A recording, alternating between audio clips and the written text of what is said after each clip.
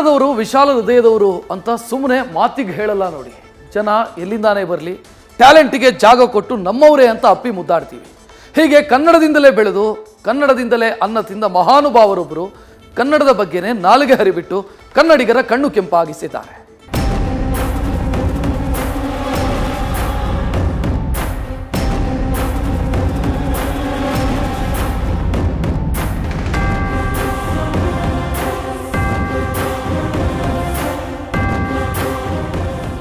Singer Sonu Nigam ಯಾರು ಗೊತ್ತಿಲ್ಲ ಹೇಳಿ. ಕನ್ನಡ ಸಿನಿಮಾಗಳಲ್ಲಿ ಇವರ ಧ್ವನಿಗೆ ಸೋತು ಹೋದವರೇ ಇಲ್ಲ ಬಿಡಿ.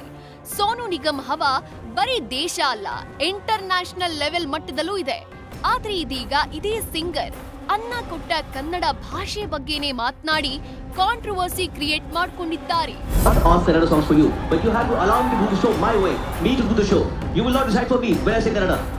ಬೆಂಗಳೂರಿನ ಕಾಲೇಜೊಂದರಲ್ಲಿ ಸಂಗೀತ ಕಾರ್ಯಕ್ರಮಕ್ಕೆ ಸಿಂಗರ್ ಸೋನು ನಿಗಮ್ ಬಂದಿದ್ರು.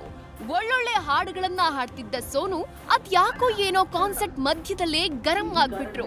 ಆಡಿಯನ್ಸ್ ಕನ್ನಡ ಹಾಡ್ ಹಾಡಿ ಅಂತ ಡಿಮ್ಯಾಂಡ್ ಮಾಡಿದ್ರು ಅಷ್ಟೇ. ಇಷ್ಟಕ್ಕೆ ರಾಂಗ್ ಆದ ಸೋನು ಏನ್ ಹೇಳಿದ್ರು ಗೊತ್ತಾ? And songs in all languages, but the best songs that I've sung in my life are Kannada songs.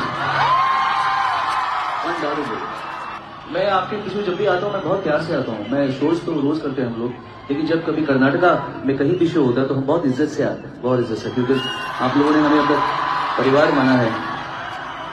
मुझे अच्छा नहीं लगा कि वहाँ पे एक लड़का जिसकी उम्र मतलब इतनी जो उसकी उम्र नहीं होगी उससे ज्यादा, तो उसके पहले से मैं कन्नड़ गाने गा रहा हूँ और वो यहाँ पे मुझे so rudely threatening me कि कन्नड़ा.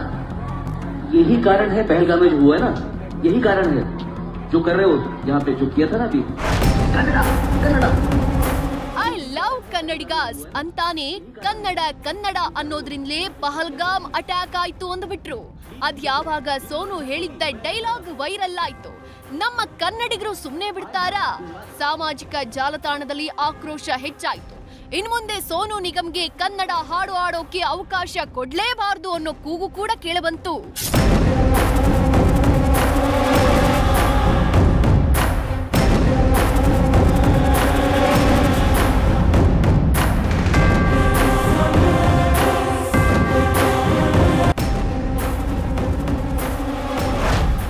ಸ್ವಾಮಿ, ನಮ್ಮೂರಲ್ಲಿ ಕನ್ನಡ ಮಾತಾಡೋಕು ಪಹಲ್ಗಾಮ್ ಅಟ್ಯಾಕು ಲಿಂಕ್ ಆದ್ರೂ ಏನಿದೆ?